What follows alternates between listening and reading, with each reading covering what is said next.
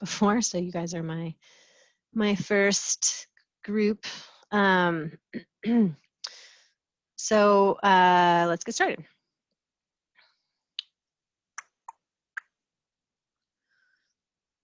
So our learning objectives today are to define what constitutes an effective screening test, to demonstrate shared decision-making techniques, and to debate screening in different clinical scenarios.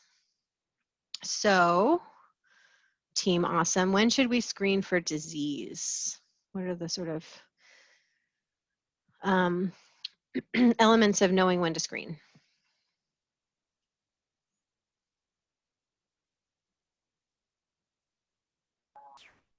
Before it's symptomatic. Great. So before people become symptomatic. When you can do something. Oh, sorry, go ahead, Jordan. Oh, go ahead, Yuri, sorry. I was just going to say, ideally, that there's something that we can do about it if we screen and they're positive, that there should be some, like, treatment in place. Great. So we want a treatment. We want it to be safe, effective, and sort of relatively cost efficient, right? Certain things that we screen for, we only want to do like among people who have risk factors for that particular. Great. So we're screening the right population. Can you give an example of that, doctor? Yeah, sure. Like, someone who's everyone in their entire family has breast cancer. Maybe you'd want to screen for BRCA, but not like any random old person. Great, great. So we don't do the BRCA gene testing for every single person, although the person who discovered that gene might argue differently than that. But right, but if every woman in your family has had breast cancer, especially if it's early, then yeah, we should probably do some genetic testing. Great. So we want to know that there's a high burden of suffering. So we don't screen for glioblastoma, right? It's awful. There's no great screening test, but there aren't that many people who get it, right? And the treatment isn't super safe or super effective, right? So there are certain situations where disease is awful, but we don't screen for it. We don't screen for pancreatic cancer because the incidence of it is so low that the positive predictive value for any test wouldn't be sufficient, right? So high burden of suffering, a good test is available, and safe and effective treatment is available. Good screening test is available is a really interesting one because we'll talk more this morning about what does that even mean. We have screening tests for multiple things that we screen for or that we used to screen for where the sensitivity and specificity aren't great, the positive predictive value aren't great, but the burden of suffering is high enough that we decide, well, it's probably worth it to do this lousy test because it's all we have. In terms of shared decision making, the pendulum of sort of patient-centered care has swung from really sort of prescriptive, paternalistic physician as like father figure expert telling people what to do and people sort of pliantly and passively accepting that, all the way to like the sort of 80s, early 90s of like the patient is a consumer of healthcare as a good, and it's like Burger King, you can have it your way. And then maybe swung kind of back to the middle of shared decision making where we understand that a patient is an expert. They're just not this expert in the same things that you're an expert in. So they are an expert in their context, they are an expert in their values, they're an expert in their preferences, and that expertise is very important. You are an expert in best scientific evidence and recommendations, and you have sort of the insight to understand the path of what might happen for this person. And so when there are areas of clinical uncertainty, those areas of expertise need to come together with some time for reflection and conversation to make decisions. So this is not like your patient rolls in with like a, tombstone STEMI. You're not going to do a lot of shared decision making at that moment. You're going to get informed consent before you save their life, but you're not going to do shared decision making. But in areas like screening for certain cancers where the screening test isn't perfect, and the outcomes aren't totally certain, you certainly want to do shared decision making. When there are different medication options where multiple people who are all smart and thoughtful would make different decisions around what's the best medication, great time to use shared decision making. Ultimately, we know that when shared decision making happens, patients are much more likely to stick with the plan than if something's just prescribed or decided without the patient being involved. So obviously, I'm just going to keep hammering this home. Patients' views and values are really important. And we have to ask them what their priorities and what their values are. And we have to try as best we can to understand their context. Provide information in a way that's clear and unbiased, and make your decisions based on fact, not fiction. And this is, comes up in things like immunizations, right? Like, I'm probably not going to do a lot of shared decision making around flu shots because I just recommend, I think it's the right thing to do for everybody. I might do some counseling because a lot of the information that is making people resist flu shots isn't fact-based. And so try to help overcome some of that. But there are times when people are making decisions that are based on medical information that's not accurate, right? If they're making it based on their own life context, then you can't sort of argue with that. But they're making people making decisions based on incorrect medical information. You certainly want to correct that in a clear and unbiased way.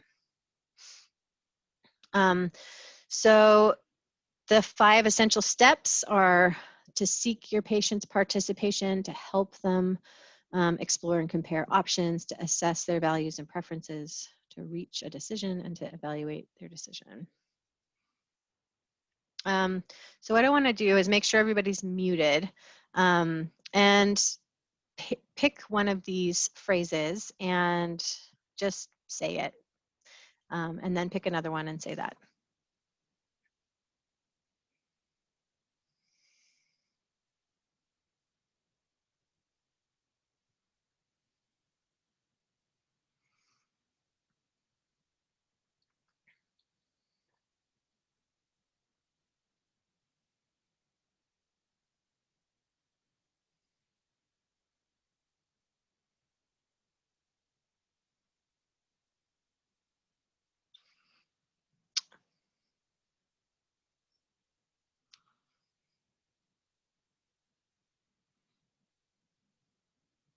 And it's okay if these phrases don't feel natural to you.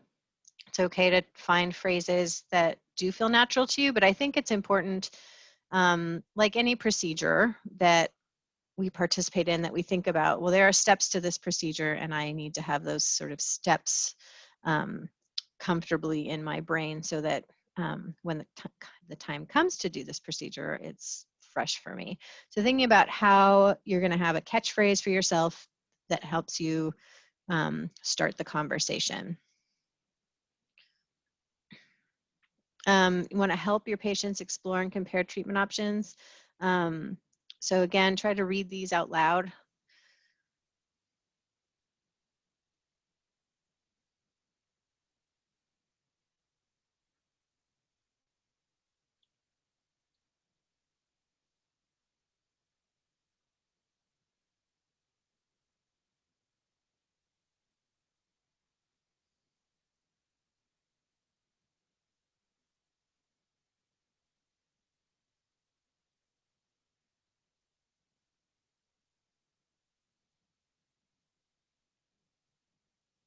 All right. When we're talking about numbers, I for one can get myself really tied up in knots when I'm trying to talk numbers with my patients because I start to really overthink how to do it right, and then I end up confusing myself. But some basic principles about if you decide you want to talk about numbers with your patient, then you want to make sure that you are using a consistent denominator. So if you say 1 in 100 compared with 5 in 100, right? So with this treatment, 1 out of 100 people will have a stroke. Without this treatment, 5 out of 100 will have the stroke, rather than changing the denominator, which can make it confusing. And offer the positive and negative outcomes. So I use this when I'm talking about statins, for example, and like, maybe 5 people out of 20 will have, or maybe maybe 1 person out of 20 will have muscle aches and 19 people out of 20 will not. I hope that you're one of those 19 people, but if you're one of the one, please let me know. And then use absolute risk, not relative risk. And I know this people, people love to publish with relative risk because it makes their scientific findings sounds really sexy and exciting. 50% reduction in disease, but really it's like 3 out of 100 versus 6 out of 100. And then using visual aids can be really helpful. So if you know you're going to be talking about prostate cancer screening or something ahead of time in the room, you can pull up like a prostate cancer infographic, which are pretty easy to find. And at the end of this presentation, there's some links to some big or some shared decision-making resources. Any questions about that? Does anyone have any tips or tricks for talking numbers with patients?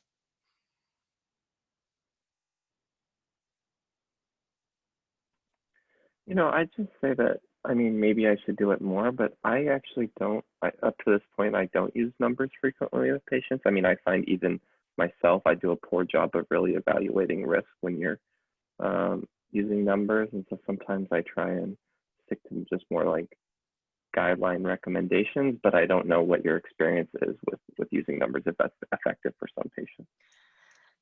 I think sometimes it can be effective when people underestimate their personal risk for something or totally overestimate their personal risk for something. So I think, for example, one area is like breast cancer. Sometimes women will be like, you say like, what do you think your risk of getting breast cancer in your life is? And people will be like 50% when actually it's like 8%, and that might change things. But in general, I'm with you in terms of not like always volunteering numbers.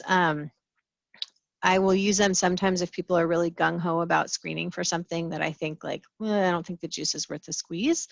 I'll say, I'm happy to talk to you about prostate cancer screening. Prostate cancer is a really important problem. It's extremely common.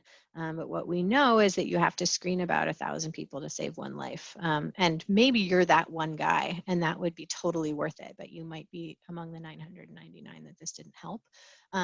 So let's talk a little bit more about what that looks like for you. So I'll use like really broad stroke kind of numbers, but I don't usually start with them.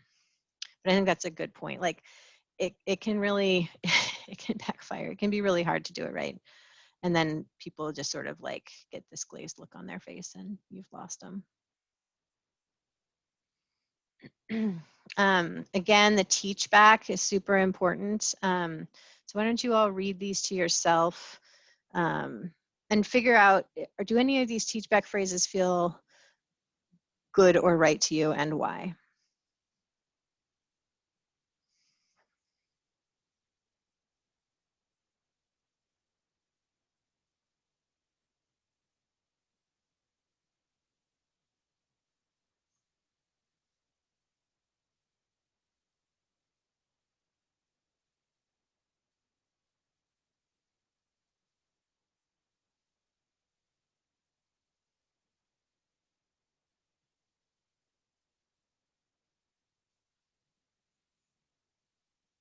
So did anybody like any of these particular phrases or dislike any of these particular phrases? I really like the first one because it talks about conversation to a family member, which reminds you to reduce your medical terminology, like medical jargon use. Great. I like the last one because you're sort of like putting the onus on you to do a good job of explaining something. And if the patient doesn't get it, it's your fault, not their fault, which I think is really important.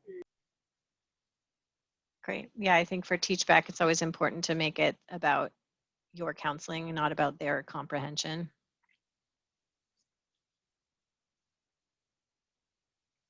All right. So again, if they don't understand, I always say, I'm sorry, I didn't do a good job explaining that. Let me try again. And sometimes asking at that point, or, you know, would a visual help or something, a different way of learning? Because not most people aren't pure auditory learners, right? So just like hearing a bunch of information and processing it isn't how most people learn to begin with. So as much as possible, trying to use some other kind of learning tool is good. In terms of decisional conflict, people, you know, might not know what to do. They will verbalize ongoing uncertainty. They might waver back and forth between choices. They might want to delay the decision, which most of the time is fine because we're not talking about immediate life or death problems. We're talking about, you know, kind of long-term prevention or treatment. So it's okay to defer. And if you want to help people clarify their views, here are some questions you might want to use about the importance, the risks, things like that.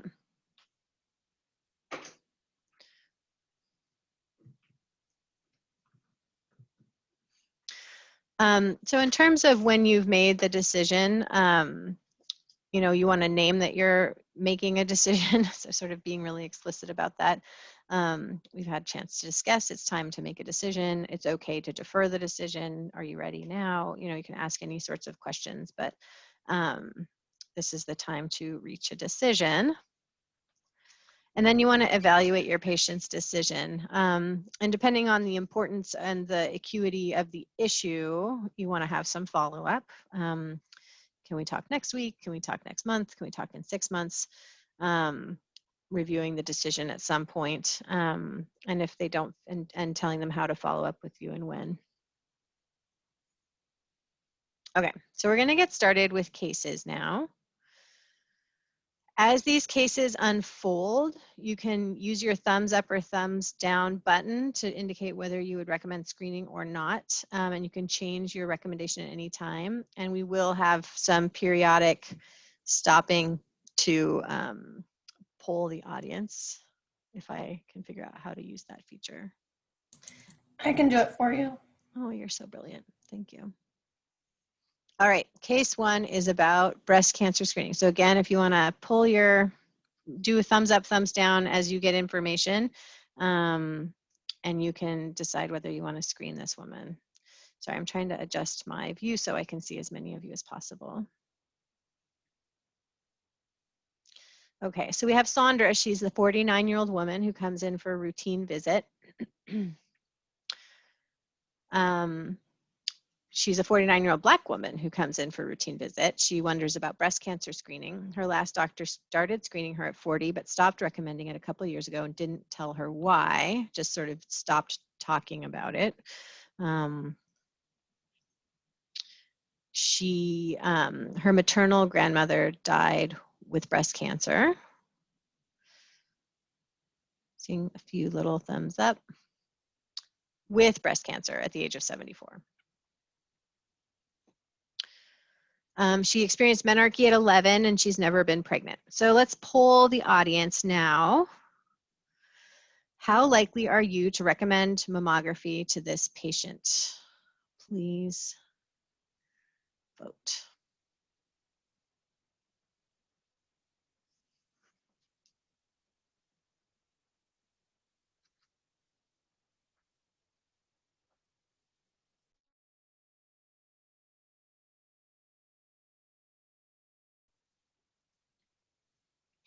All right, so we have a spread.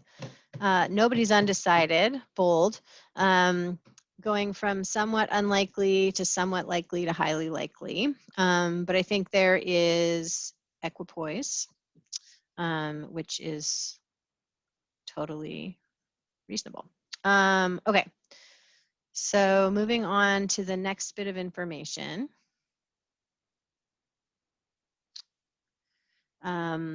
She's never been pregnant. She had 2 prior negative mammograms since the age of 40.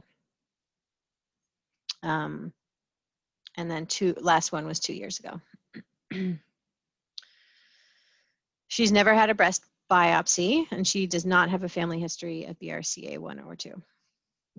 She smokes and drinks on the weekends. She doesn't really have a strong opinion about breast cancer screening. She just doesn't really understand why like it happened and then suddenly it didn't happen. And she feels like it's something that should happen, like in general.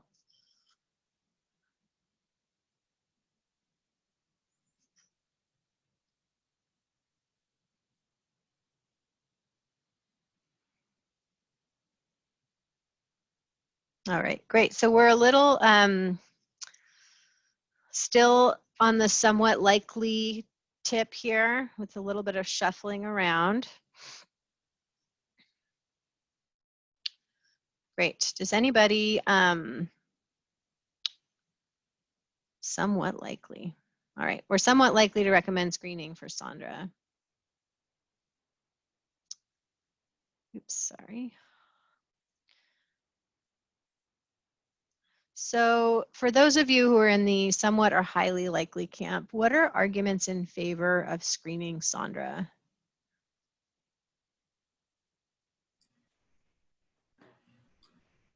I'd say that she's in that kind of age range that you would want to screen. So like that, 49 years old is still within the range that I would consider screening, as well as regardless, even if it's BRCA negative, still has a family history of breast cancer, as well as has some risk factors, including smoking.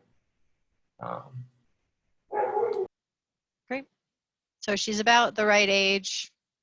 She has some risk-ish factors, right? So grandma, and then sort of lifestyle stuff, smoking, drinking, kind of a long period of her life of unopposed estrogen,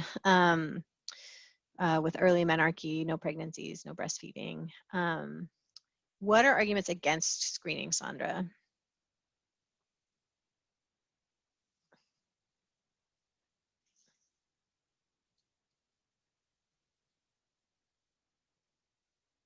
I think just the typical risk for false positives. Can you speak up a little bit, Kim? I said typical risk like false positives. Can you hear? Not really. I think what Kim was saying is that she's at typical risk for false positives and just average risk of just breast cancer. Right. Okay. So her risk is actually not above normal, and the risk of false positives is high in this age range. That's also very reasonable. What is all y'all's best ballpark estimate of her 5-year cancer risk, and how are you going to figure that out?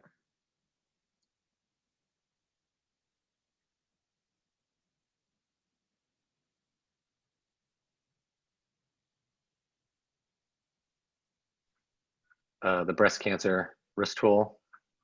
Yeah, no, there's no cheating here, Kim. This is what I want you to do. Calculate it with the Gale model, right? And so I just Google Gale model whenever the issue comes up. And can you all put her into a risk category? Let me pull up her information again.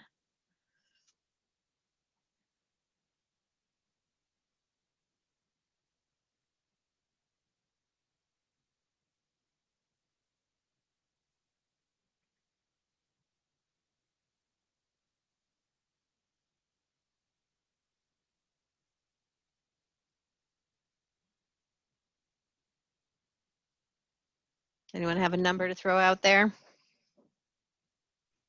I think I did it right, but her 5-year risk is 1.8% and average is 1.1. Mm-hmm. That's what I got as well.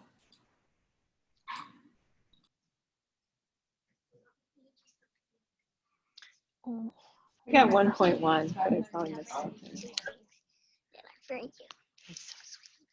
1.1 for average risk or 1.1 for patient risk? Patient risk. Yeah, I got that too. Yeah, she should be average. I got 1.8. I got 1.8 Interesting. on the BC risk tool.cancer.gov. Okay.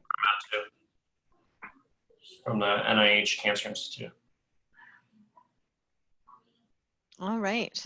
So she is generally about average risk, I think we can say, plus minus a little bit.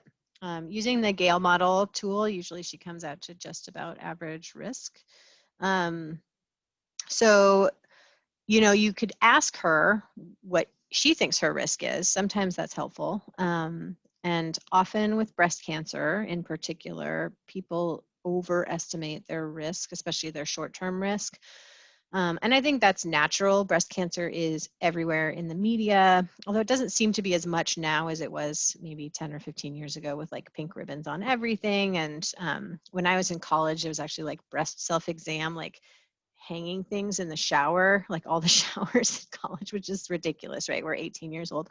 But it just sort of got drilled into your brain that like every month you should be doing a breast self-exam, even if you're 18 years old. So I think that there's a lot of media and public health attention appropriately put on breast cancer, but one of the consequences of that is that people might overestimate the risk. So will you, let's see here, pull up.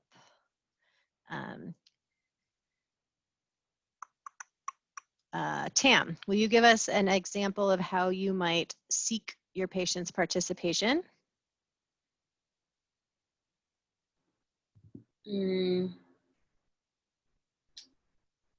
I think I would ask them about what they know or their thoughts about breast cancer. Great. So what exactly, if I am your patient now, so tell me, what are you going to say to me?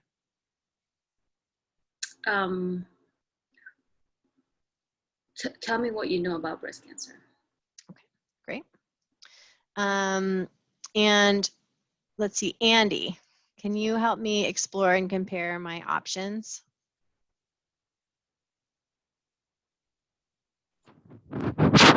So I guess it would depend on your age and. I'm 49. I'm average risk. Yeah. Okay. So there's a couple of options. One of which would be to do a screening mammogram, like you've done in the past. Another one would be to hold off and reassess kind of your risk as it evolves over time. At this point, you know, both options are reasonable, and it's a matter, and you know, I would like to hear kind of your thoughts on that. Great. You actually got to assess patients' views or preferences, but Erica, can you think of another phrase for helping me finding out what my views and preferences are? First, unmute yourself.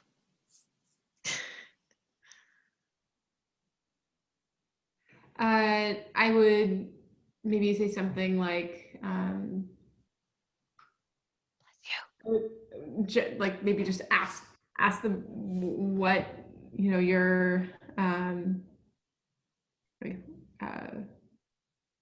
yeah, I'm not sure. I'm trying to think of like a way of just without explicitly just saying like, well, what are your views and preferences? Yeah, I think that's totally fine. What do you have strong feelings one way or another about whether we screen you now or screen you later? You can ask in any normal way, whatever your sort of normal conversational style is.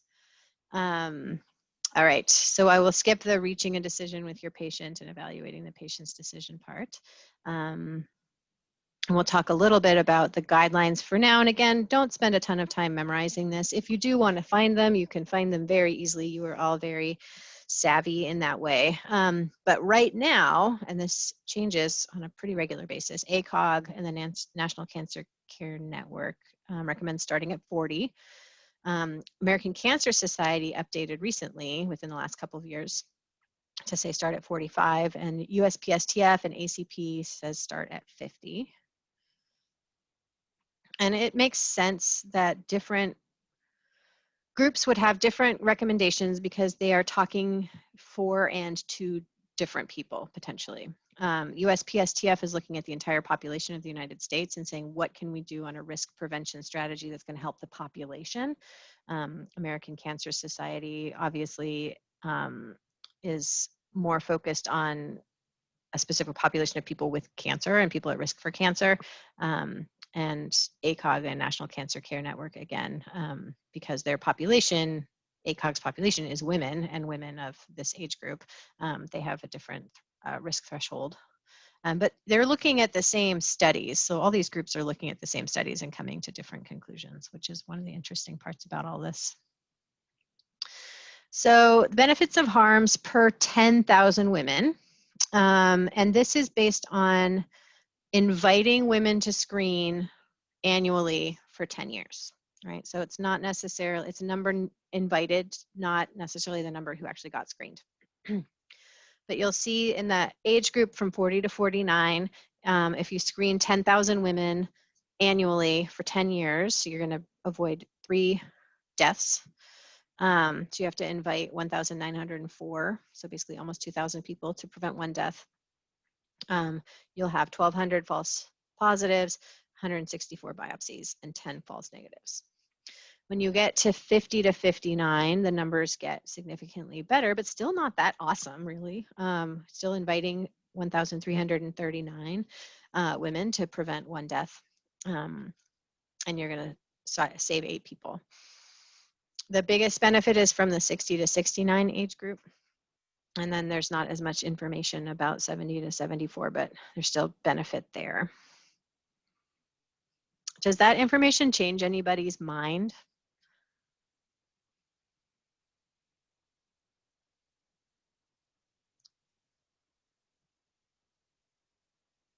So the bottom line here is that it is very reasonable to offer screening mammogram for every 1 to 2 years, starting in a woman's 40s, because there are very smart and thoughtful people who've evaluated the literature and decided that that is the right thing to do.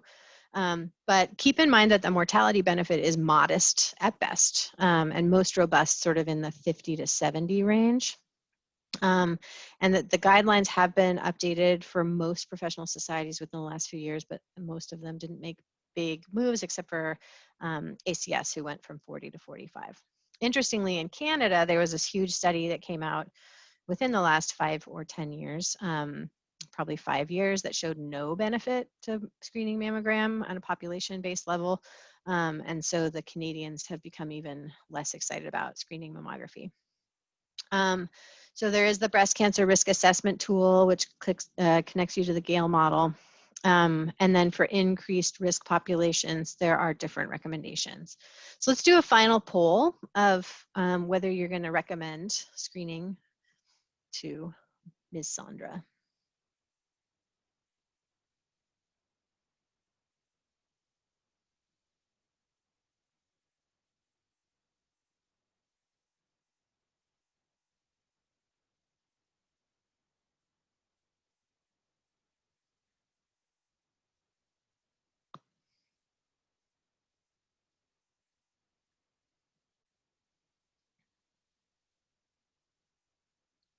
All right, so we made a little bit of movement, but not much, and I think that's reasonable. So ultimately, you want to help guide her through the decision, and it's her decision to make at this point, and sharing as best you can the fact that there is clinical equipoise around this decision, that there are benefits, but there are also harms, and her sort of values and context are the thing that need to drive whether you screen now or screen later. All right.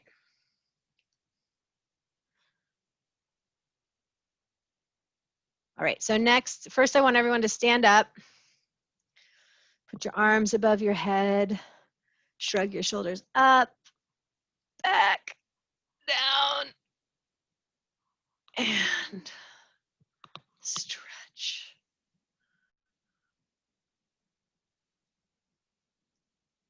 All right, cool. So the next case is about prostate cancer screening. And this has been interesting one for me over the past few years because people's opinions of prostate cancer screening have shifted so dramatically, but the last couple of waves of interns have sort of been brought up in a PSA is garbage culture, and so that that has shifted pretty dramatically. But we have a Mr. Le. He's a 55-year-old man. He comes to see you in clinic, and he wants to discuss his overall health. Oh my God. Sorry, I just got a little book written for me. It says Why I Love My Mom. Obviously, my daughter is not wanting to do her schoolwork right now, but I'll take it. Anyway, so Mr. Le is a 55-year-old man who comes to see you in clinic, and he wishes to discuss his overall health.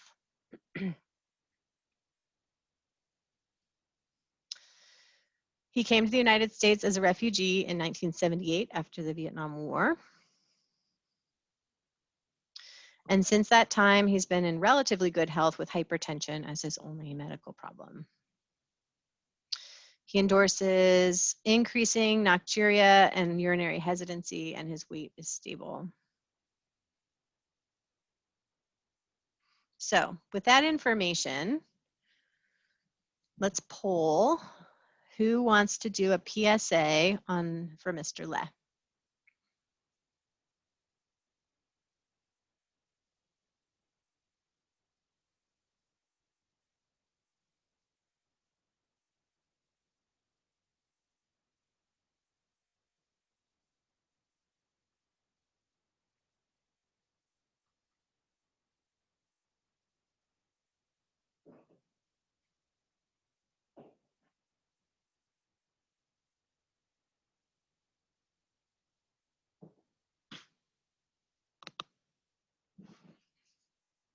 Got a couple of abstentions. All right, so we have 84% of the people voted. I think that's fine. So we're split between the somewhat unlikelies and somewhat likelies, which is very reasonable. For people who were extremely likely, why?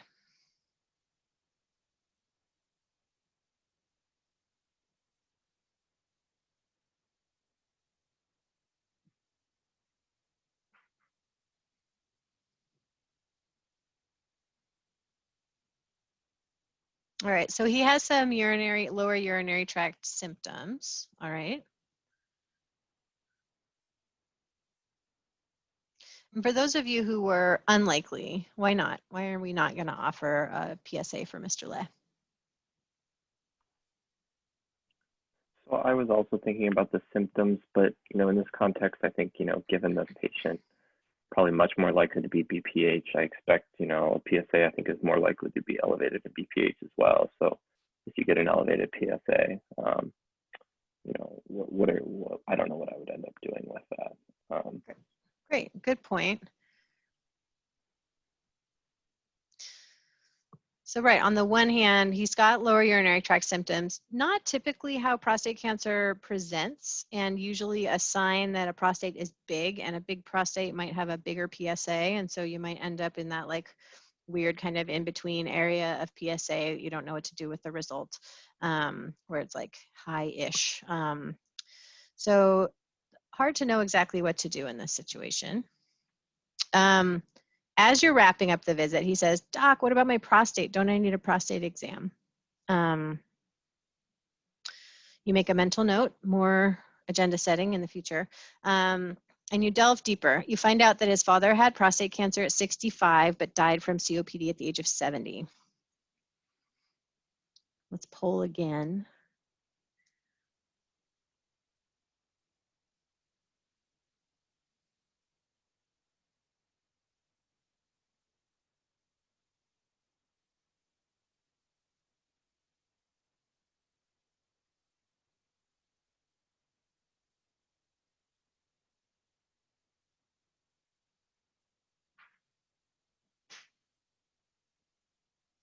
Great.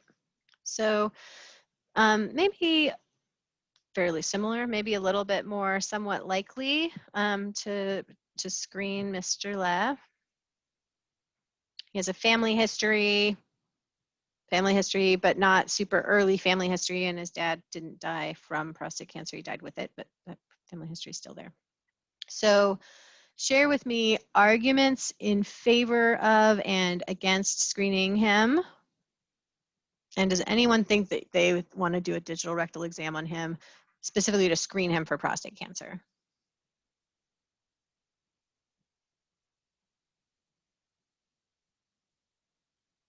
Does anyone think it's weird that I would even bring that up? Well, I was thinking because that was a thing. I was thinking about doing a digital rectal just to see if he had BPH, if his exam was consistent with BPH. Yeah, so you could do a DRE just to see if he has a massive prostate. Honestly, if he doesn't and his symptoms are still consistent with BPH or lower urinary tract in symptoms from urinary hesitancy from a big prostate, I would probably still believe the story more than I believe the exam. So plus minus. But for screening for prostate cancer, it actually used to be a thing we did every year in men. We would just do a good old-fashioned prostate exam. But turns out it's not very sensitive or specific, and it's totally unnecessary. But many people are used to it, and so they still ask for it, although that population of people are sort of waning. So arguments in favor of screening. I think we should screen him just because symptoms, family history, but you know, he's from Vietnam. He's from the Vietnam War era. I don't know what his exposures to Agent Orange are. I don't know if that increases his risk. I couldn't find really anything online, but it sounds like maybe that doesn't increase his risk, but individuals exposed to it are likely to have more aggressive forms of prostate cancer. So I'd probably want to be careful with him. Yeah, it's the data, the science is inconclusive. There have been studies that have shown that Agent Orange exposure increases risk of all kinds of cancer, including respiratory cancers, lymphomas, leukemias, and prostate cancer, and that you get a more aggressive cancer when it's related to the chemical exposure. There have also been studies that have shown that's not totally true. The VA just accepts it as true and pays and does connect the two things. And so if you have a patient who is a veteran of the Vietnam War or someone from that part of the world during the Vietnam War, chances are they got sprayed with chemical exfoliants and defoliants and should be thought of in maybe a slightly different risk category. I think the other thing about this patient for me is like I don't think he said he had any other comorbidities. And so I would imagine he has a very long life ahead of him, hopefully another 30 to 40 years. I'm an optimistic doctor. But in which case, like if he did have prostate cancer, we'd want to treat it. And so I think that also affects, versus like if he came in, he had heart failure, insulin-dependent diabetes, and history of multiple MIs, I might be a little bit less hesitant or more hesitant to screen. Yeah, so I think you bring up some really great points, Lauren. He's really healthy, and you probably want to be generally screening a healthy-ish population. I mean, people don't have to be in perfect health, but if someone has so many comorbidities that are not well controlled, you're going to have a much higher mortality from decompensated heart failure or out of control diabetes or chronic kidney disease progressing towards dialysis than you are from a potential prostate cancer. So I think you want to make sure you are sort of spending your healthcare time wisely. The one thing I want to highlight that it took me a while to kind of separate these groups in my brain though, is that there's like a different category of people who are physically healthy, but their lives are really complicated, or they have profound mental illness, or they have profound psychosocial or socioeconomic factors that make care hard for them to obtain. And I think I didn't really have a nuanced view of those as like a separate category from the people with really bad heart failure in my brain. And it took me some time to really like thoughtfully tease out the fact that like being homeless or having schizophrenia or having a hard time accessing healthcare is not a thing that should prevent me from screening people for disease. So I want to make sure that you are all smarter than I was to think about like, if you have class 4 heart failure, don't screen for prostate cancer. But if you are otherwise totally healthy, or maybe prostate cancer is not the good example, but if you're otherwise totally healthy, but your life is complicated, that's not a reason not to screen someone for disease. Does that make sense? My only other thought is that I feel like my understanding anyways, is that so many people have prostate cancer and don't die of it, that, if we do screen him and find it and treat him, I don't know that we're prolonging his life. That's a great point. Yeah. Do we actually prolong or save people's lives by treating? One of the things that has changed over time, though, is how many people we actually treat. And I think the number of people getting treatment with either surgery or radiation therapy has gone down dramatically as we've recognized this as a potentially non-lethal, non-progressive cancer in some circumstances. So one of the things that makes me a little more comfortable with screening is knowing that if I screen this gentleman and send him to a urologist, he's not going to like try to hack out his prostate as the first thing he does, right?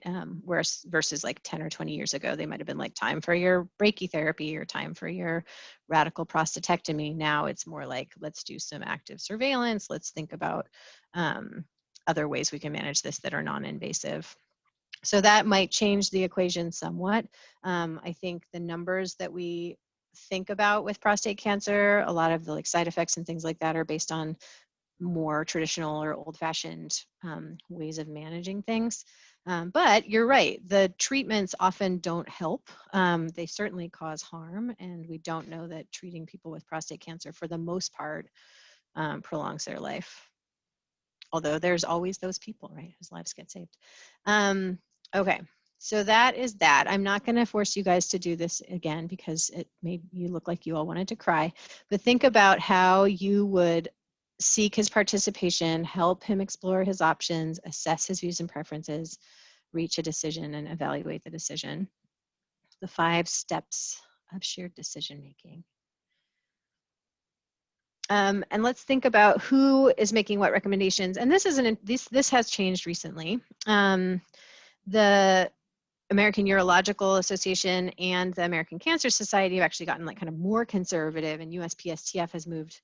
They were a do not screen, and their most recent update is shared decision making. So they went from like no screening to like, you can talk about screening. So everyone's meeting somewhere in the middle around shared decision making. So as you see, AUA says starting at 55 if you're average risk, or less than 55 if you're high risk, starting at age 50 for American Cancer Society. One thing, so this is the numbers we have now, and again, this is based on data that might reflect treatment practices that are no longer sort of standard of care. But if for every 1,000 men who get screened, you have 240 positive PSAs, and this is over a 10-year period. 140 false positives, 100 true positives. 20 to 50 of those cancers would not have spread. 50 of those men will end up with erectile dysfunction, and 15 will be incontinent, and you've prevented 1 death. So maybe a little better than mammography in terms of the number needed to screen, but still not great. And I want to comment on, the recommendations that are race specific. This always makes my hackles go up a little bit, because it runs the risk of making some sort of statement that there is some biological or genetic difference that's making people higher risk. What we know based on populations is that Black men in America die twice as often from prostate cancer than white men. That is not related to the biology of those individual Black men, but related to systemic racism, health inequities, and unequal access to care. So just keep that in mind, that we have different mortality rates for some of these cancers and other diseases that are related to the system and related to individual practitioners' habits and practices. So we just need to be really thoughtful about how we are providing care. Are we offering, if we are screening for prostate cancer, if that is going to be your practice, or if you're going to have shared decision making, are you doing that shared decision making with every patient? Are you doing that shared decision making based on education level, based on what you think the patient will understand, based on the psychosocial turmoil of the patient's life? And in what way could that potentially be biasing who's getting offered healthcare in a way that might be different than who's not getting offered healthcare? So that is what I want to say about that. And if anyone has any comments about that, please share.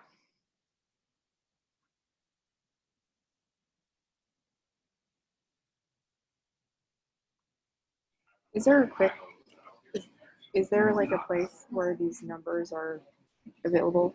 You mean the like number needed to screen kind of numbers, or the Yeah, well, how many like side effects, how many deaths avoided, all that. yeah, so sorry, I'm getting fed apples. Honey, I'm teaching right now. I appreciate it though. Oh, okay. Sorry. Yes. I took a lot of this information from the USPSTF website. If you actually look at the recommendation and then go into the like data behind the recommendation, they have the short version, which is the one I read, and then they have the very long version, which is the one I usually don't read. So that's where I've gotten a lot of this data. And the USPSTF usually just looks at randomized controlled trials. And so sometimes that data is incomplete because they're not including like observational trials or cohort studies and things like that. But yeah, so I usually use USPSTF.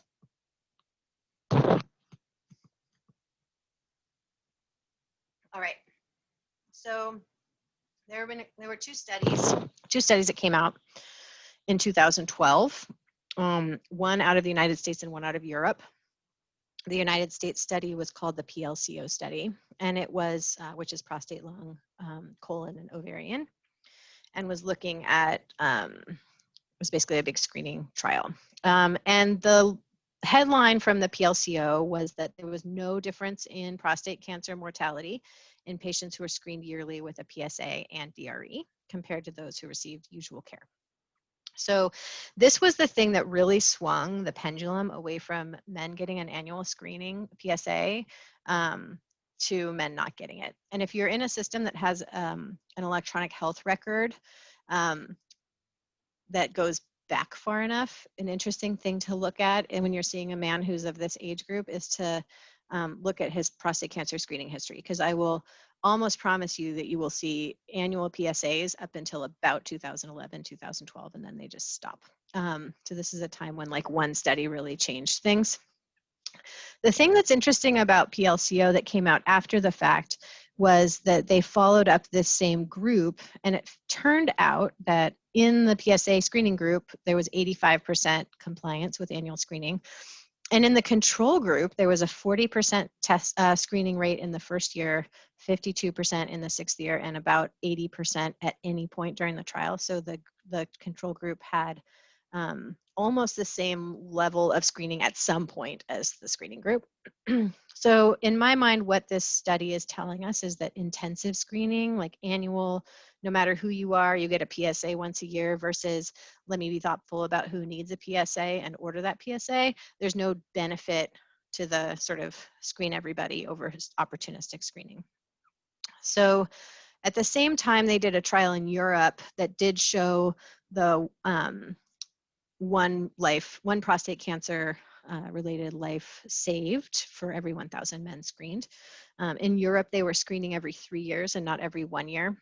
And that's generally the practice in many European countries now. In Sweden, they actually screened based on original, or sort of the initial PSA level, which seems interesting. And there's several studies that show some benefit there, that they do a PSA at 50 or 55. And if it's less than a certain number, like less than 1, they say, okay, we don't really need to screen this guy because chances are he's not going to get prostate cancer. And if it's higher than 2, they say, you know, a PSA of 2 at the age of 50 is actually high. So we need to keep screening this guy. And they have shown that screening in that way is actually helpful. And so American guidelines haven't picked those studies up, but I think that's kind of a compelling thing to do. And they don't screen every year, they screen every 3 years. So it's like screen at 50, if it's 0, don't worry about it. If it's 2, then you want to screen again at 53 and at 56 and at 59. So I think there are a lot of ways to think about this, but I want to know if all of my yakking at you has changed anyone's mind about screening. So let's do another poll.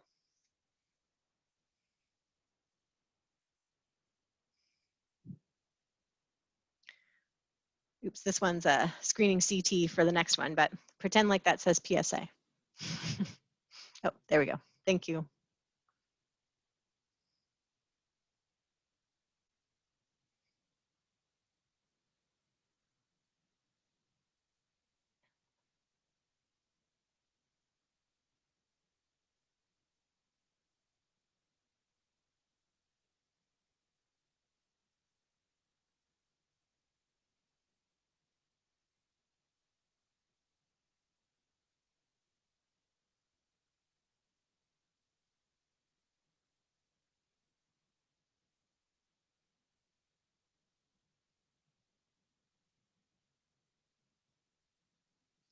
All right, so we have 10 of 13 have voted.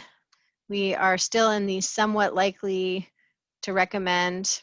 And again, there are smart people, thoughtful people, experts who look at the same data and disagree with each other.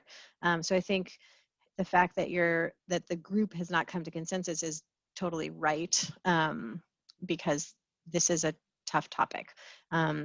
Prostate cancer is the most common cancer among men. It's actually the #1 cancer killer because of just the total number of people who have it, but the actual case fatality rate is not that high. So we have a really high prevalence and a low mortality rate, but some people die from it, and when they do, it's really awful and devastating. And so there's a lot of things that are this, like, sort of, again, this dialectic, like these things are all true at the same time, and I need to wade through all this information and make a recommendation to my patient. So I think this is when shared decision making is really important, and just trying to simplify and distill the information down as much as possible. All right. So let's take a 10-minute stretch break. Come back at 11:24 and we'll do the last case, okay?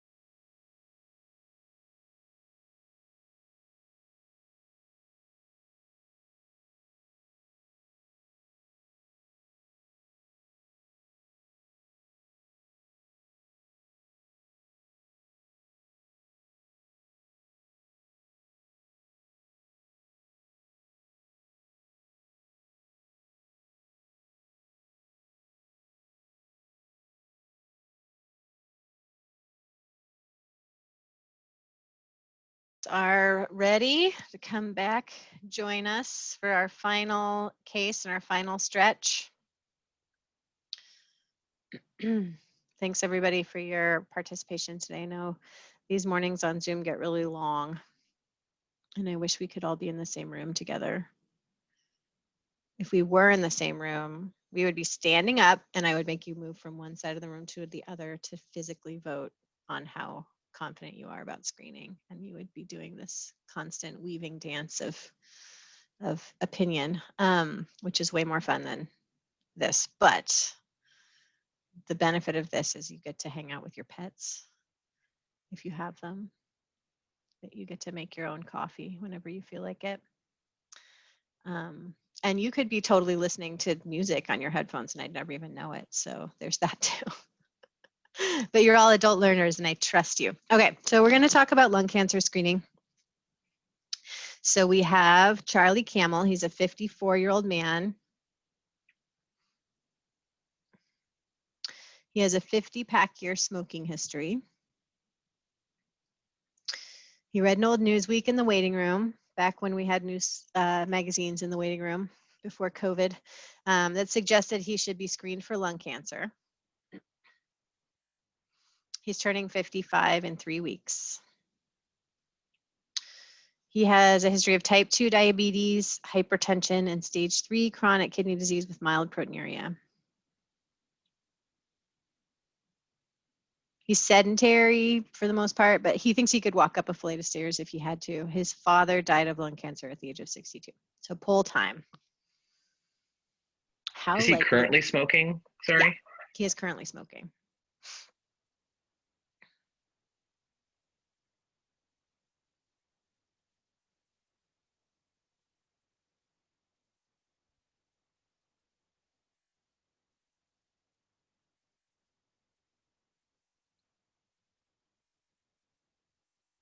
All right.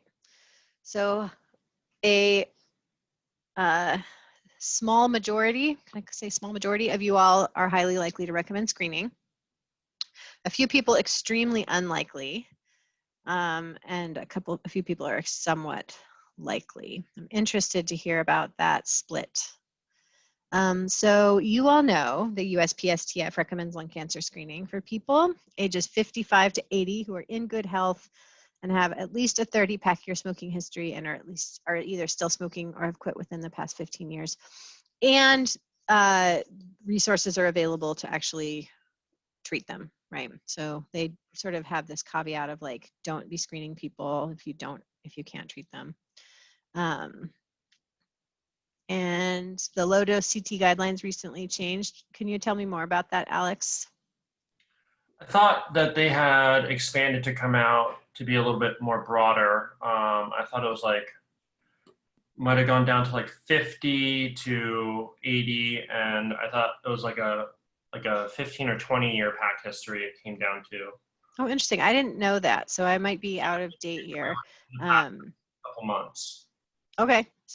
So I'll have to look at that, and I'm happy to be corrected because I haven't updated this since like the end of June. So if something came out since then I did not see it. Yeah. All right. 50 to 80 years old with a 20-year pack history and currently smoking or quit in 15 years. And whose guideline is that? The USPSTF draft recommendation. Okay, great. So the USPSTF has drafted that they're going to expand the ages and reduce the number of pack years.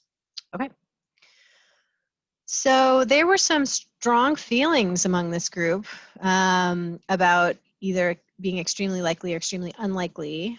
So who feels strongly about screening Charlie? And why? John, you're on my screen, so I'm calling on you. Yeah, I guess the US PSTF guidelines kind of recommend that individuals of 55 to 80 around that area with a 30-pack year history or more and current smoker or recently quit within 15 years. So he's only 3 weeks away from his birthday, but otherwise he fits in that category. So I'm totally gonna screen him. Okay. And what does screening mean for Charlie?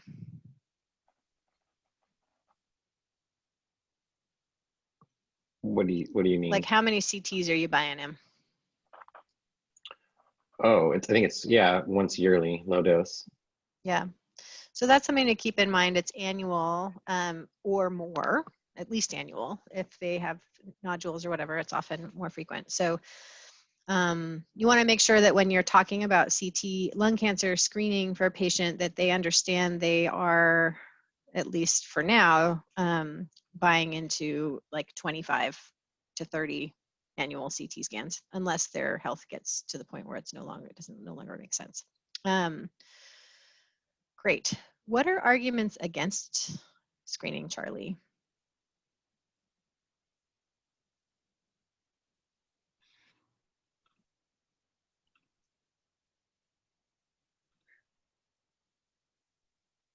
I guess we want to know if he would want treatment were he to get lung cancer, or that be identified, which I don't know that we know the information regarding that yet. But in terms of like shared decision making with him. Great. So we need to know if he actually wants to know, if he wants treatment, if he would be amenable to whatever the options are. Tam, did you have something? Yeah, I don't know if you can hear me. My heater's on. Is Charlie 54? Yeah. Because I put down that I would not screen him because I knew that I knew about the USPST whatever guideline that we could start screening at 55 is why I put that there. For people with what John was talking about, 55 to 80 in a 30-year pack history, even those who've quitted within the past 15 years, that's why. But I think for this guy, I might change my mind and actually screen him. What about his comorbidities? Do those give anyone pause?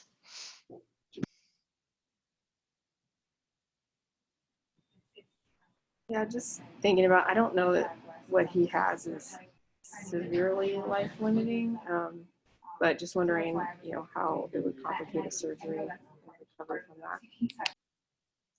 Great. Yeah. So it's hard to say because stage 3 chronic kidney disease can be a GFR of, you know, like 40 or a GFR of 30, and mild proteinuria can be a little bit, or it can be more than that. And so it just depends on his particular situation. But knowing his health status is important. So it's hard to know on paper. You'll see him in person and get your sort of scientific and spidey sense of like, does this guy have 20 years of life left in him or not? Great. And let's say you have 20 minutes to talk to Charlie today about his diabetes, hypertension, smoking, and lung cancer screening. How do you want to allocate your time?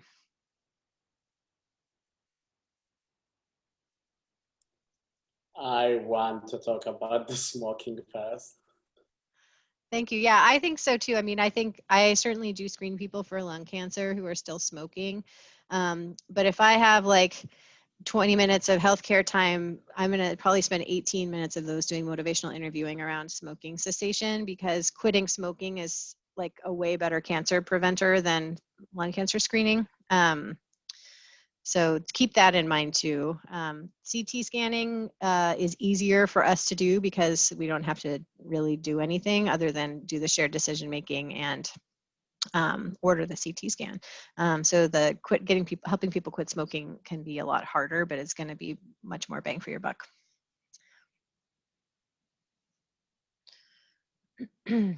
All right, so thinking about all that, I want you to kind of all mentally think about how you would do shared decision making with Charlie. So we need to make sure he understands that he has to get a CT scan every year if he wants to do this by the guidelines, that there is a significant risk of false positives, which can lead to unnecessary worry, unnecessary additional CTs, or even invasive procedures. That the risk of radiation, I mean, the cumulative radiation is not actually that high because we're doing such low dose CTs, but it's not nothing. So it's something to keep in mind as well. All right, so I wanted to just briefly go over some decision aids. Has anyone ever used a decision aid? Kim's saying yes. So one that I use all the time and I find really helpful is the Mayo Clinic statin decision aid. And there's the Mayo Clinic also has one for diabetes medications and one for depression medications, which I pull up on a regular basis too. So I'm going to share my screen. We're going to go through a pretend patient here together. So can you all see that? Welcome to Statin Choice Decision Aid. Okay.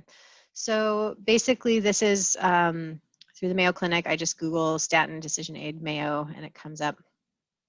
We're going to get started. So we start with estimating our patient's risk, and I do this together with a patient using typically the ACC AHA ASCVD risk calculator, but if you want to use Framingham or Reynolds, you can. And so let's talk about Charlie Camel. He has not had a history, heart attack or stroke. He's 54. He is male. They asked for the population group. Again, it's maybe not the most useful information, but it's part of the calculator. He is a smoker. He does have diabetes. He does have treated hypertension. I'm going to put his systolic here at 139. Let's say his LDL cholesterol is 38 and his total cholesterol is 185.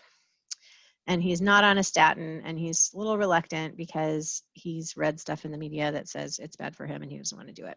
So you click on the current risk and it brings up this little happy face, sad face graphic, which can be really helpful.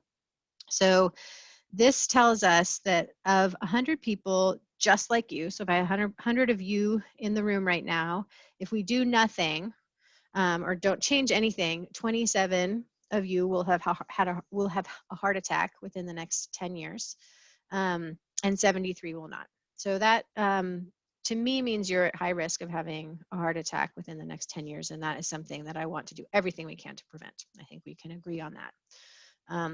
So there are lots of things we can do to help prevent this.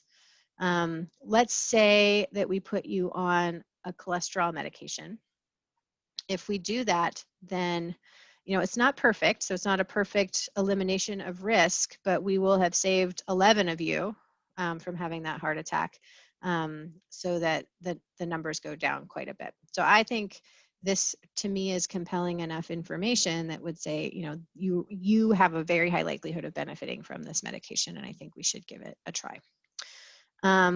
If we want to go back one step, though, let's think about your risk right now and how we might be able to change your risk without adding medication. The biggest thing we can do is quit smoking. So let's recalculate your risk if you were not a smoker. Look at that. You went from 27 of you having a heart attack down to 15 of you having a heart attack, which is a huge difference, right? It's almost cut that in half. And if we do both things, if we quit smoking and add the statin, then we've gotten even better. So, you know, at this point I say, what questions do you have about all of that? Does that information help guide your decision at all? And then we can pull up the issues. So this is a nice infographic that kind of tells us this cost thing is garbage because you can get a torvastatin for $4 a month at almost any pharmacy. So just ignore that part. But you take the pill once a day. It reduces your stroke risk by about 1/5 if that information is helpful. And here's some common side effects. Most people do totally fine on this medication. It's very rare that I've seen anyone have to stop it because of side effects, but it does happen sometimes. The most common thing people talk to me about is muscle aching and stiffness. So you can go over that. The other great thing about this is this button. I don't know about you, but I am not a fan of sitting in an exam room typing notes. So I copy and paste this verbatim into my note, and there you go. Progress note achieved. So this is nice for those of us who are have better things to do. So keep in mind that you can do that. So the other thing you can look at is the Mayo Clinic depression. We can spell medication choice.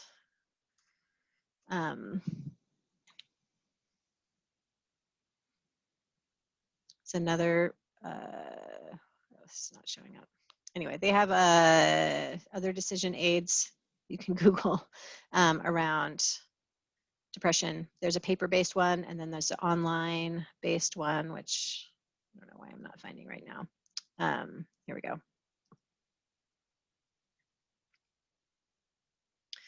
Which you can go through with your patient. You find, here's the basic information. Will they work for me? When will I feel better? What are the side effects? And then you can compare them. So you can compare them based on different side effects. So here are all the different choices. And then let's think about what's most important to you, right? So are you somebody who's really worried about sexual side effects? Are you somebody who's really worried about your sleep? So you can click here and it'll tell you the kind of extent to which something's going to impact those features that are important to your patient. What's going to happen with their weight, what's going to happen with their sleep. This is going to make you less tired. This is going to make you more tired. So I think this can be a really helpful graph to help you come to a decision. Because I had sort of, when I was in your shoes, was like, I'm just going to learn one drug in each class and have that be the drug I prescribe. That's easier for me. So I'm a sertraline person and I'm a duloxetine person or whatever. But I think it can be helpful to pull this up if you want to really lean into the side effects a little bit more, to use the side effects for good. This can also be helpful when you're trying to figure out if somebody wants to stop their medication or if somebody has adherence issues. Like somebody who has adherence issues, you really shouldn't put them on paroxetine or venlafaxine because the withdrawals are nasty, versus like fluoxetine, which has such a long half-life that people don't really have withdrawals if they miss doses. So keeping that in mind as well. So I think the Mayo Clinic decision aids, and they also have one about, why am I blanking right now? Diabetes medications, which is really helpful too. It shows kind of what's the A1C effect, what are the side effects, how do you give it, and having that visual aid can be really helpful for people. So what I recommend for all of you is to find a decision aid and try to use it in person, or play with it on your own a little bit. There are, let's see if I can go back to my slides. There's a list of resources here that I can show you, maybe. On this PowerPoint slide deck, which is on the Microsoft Teams folder, shared decision-making training resources. There are a ton of resources listed there. So poke around there, if you will. Like the other things we've talked about today, being observed counseling about screening is one of the activities I want you all to do before you are independently functioning in January. So try to find a time to get observed doing that. And it can be like screening for STDs, it can be screening for anything. It can be talking about prevention, it can be talking about why someone should have a flu shot, it can be any number of things. So look for opportunities to talk to people about screening and prevention. What questions do you all have?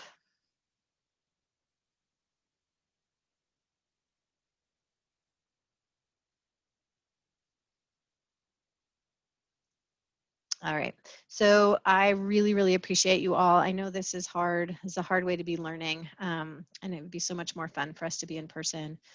This is not the experience that any of us signed up for, and your flexibility and sort of courage going into internship under less than ideal circumstances is really super admirable. And I think it's